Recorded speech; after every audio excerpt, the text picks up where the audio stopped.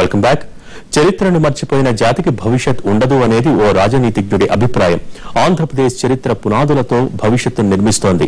అమరావతి అంటేనే చిరస్థాయిగా నిలిచిపోయేదని అర్థం. అమరావతి గుహల అపురూప శిల్పాలు, త్యాగయ్య గొంతులో తారాడు నాదాలు అంటూ జై తెలుగు తల్లి గేయంలో శంకరంబాడి సుందరాచారి అమరావతి గొప్పదనాన్ని ప్రస్తుతించారు. శాతవాహనుల కాలంలో ఆంధ్ర రాజ్యానికి రాజధానిగా భాసిల్లిన అమరారామం ఆంధ్రప్రదేశ్ భవిష్యత్తును మార్చేసే కేంద్రంగా మారబోతోంది. పరాక్రమానికి, శౌర్యానికి ప్రతీకైన ఆంధ్రులకు నవ్య రాజధానిగా నిలవబోతోంది.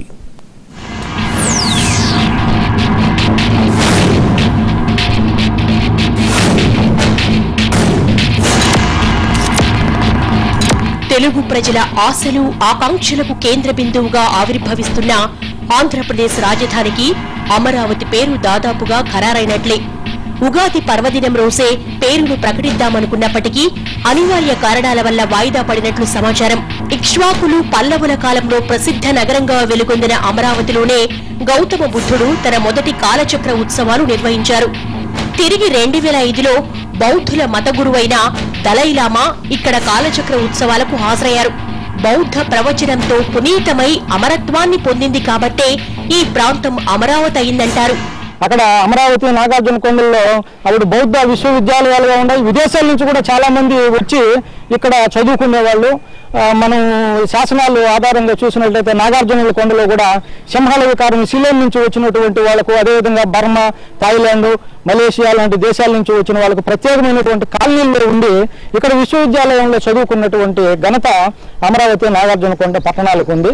ఆచార్య నాగార్జునుడు కూడా ఇదే ప్రాంతానికి చెందినవారు. క్రీస్తు పూర్వం 2-3 శతాబ్దాల మధ్యకాలంలో అశోక చక్రవర్తి ఆదేశాల మేరకు 100 అడుగుల ఎత్తు, 160 అడుగుల వైశాల్యం కలిగిన స్తూపాన్ని నిర్మించారు. అదే సమయంలో అమరావతి ప్రపంచ ప్రసిద్ధ బౌద్ధ క్షేత్రంగా విరాజిల్లింది. ఆచార్య నాగార్జునుడు పునరుద్ధరించిన ఈ స్తూపాన్ని చైనీయులు శ్రీ ధాన్య కటక చైత్యంగా అభివర్ణించారు. ఇది సాంచి స్తూపం కన్నా పెద్దదని చరిత్రకారుల అభిప్రాయం. బుద్ధుడి జన్మస్థలం బీహార్, గాంధార దేశంతో పాటు ఆంధ్రప్రదేశ్లోనూ బౌద్ధ మతాన్ని విస్తృతంగా పాటించారు అనడానికి అమరావతిలోని శిథిలాలే సాక్ష్యం.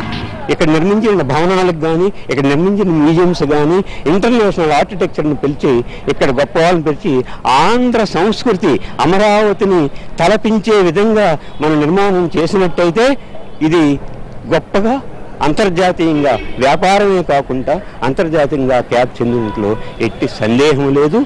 గతంలో ఈ ప్రాంతాన్ని పాలించిన చింతపల్లి జమీందారు 1796లో తన రాజధానిని అమరావతికి మార్చారు. అక్కడే ఓ పట్టణాన్ని నిర్మించాడు. ఆ పట్టణాన్ని నిర్మించే సమయంలో స్థానికులు పురాతన కట్టడాల నుంచి ఇటుకలు, రాతి పలకలు, శిల్పాలను తొలగించి ఇళ్ల నిర్మాణానికి ఉపయోగించారు.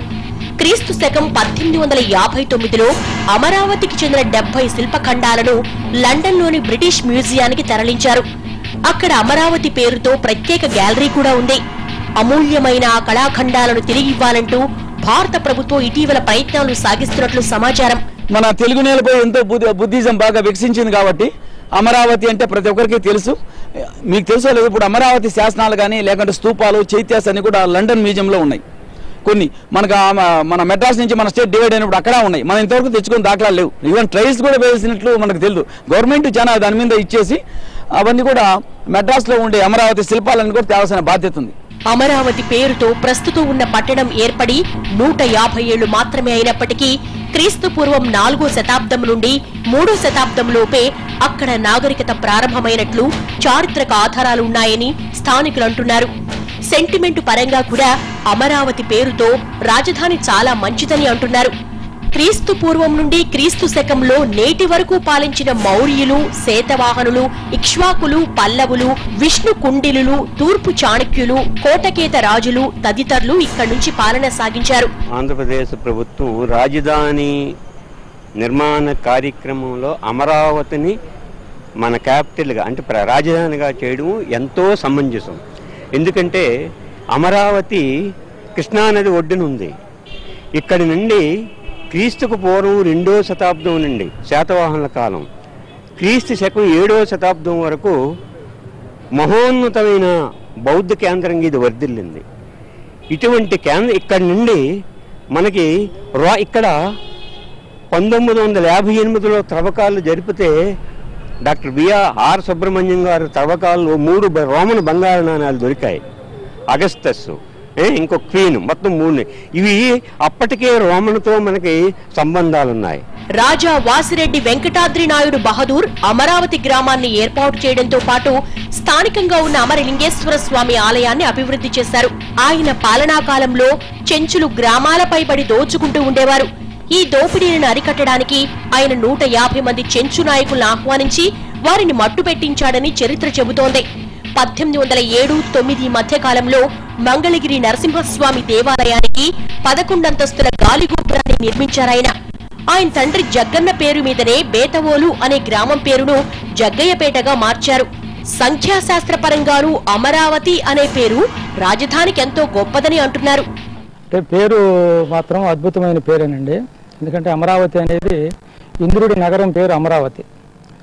సో ఇంద్రుడి నగరము మామూలుగా పురాణాల్లో ఇతిహాసాల్లో ఎంత ప్రసిద్ధి చెందిందో అమరావతి కూడా క్రీస్తు పూర్వం 3వ శతాబ్దం నుంచి అశోక కాలం నుంచి, ఎందుకంటే విజయ శాతకర్ణి శాసనం మొట్టమొదటిసారిగా మనకు అమరావతిలో కనిపించింది.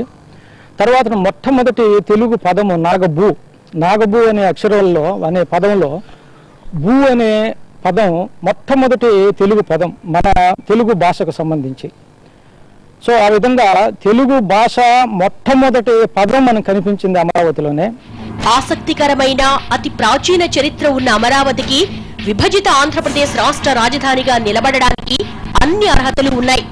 అమరావతి పేరు నవ్యాంధ్ర నూతన రాజధానికి పొందిగ్గా అమరడమే కాదు, ఆంధ్రుల ఖ్యాతిని చిరస్థాయిగా నిలుపుతుంది అనడంలో ఎటువంటి సందేహం లేదు. వర్తక వాణిజ్యాలే కాక పర్యాటకంగా అభివృద్ధి చెందేందుకు అవకాశాలు మెండుగా ఉన్నాయి.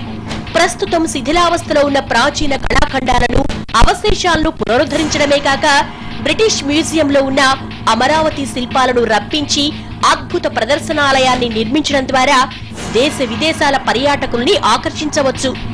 అమరావతి పేరు పెట్టడం వల్ల ఆర్థిక ఇబ్బందుల్లో ఉన్న రాష్ట్రం అభివృద్ధి బాటలో పడుతుందని పండితులు చెబుతున్నారు. ఇది ఇవాల్టి స్టోరీ రిపోర్ట్. నమస్తే.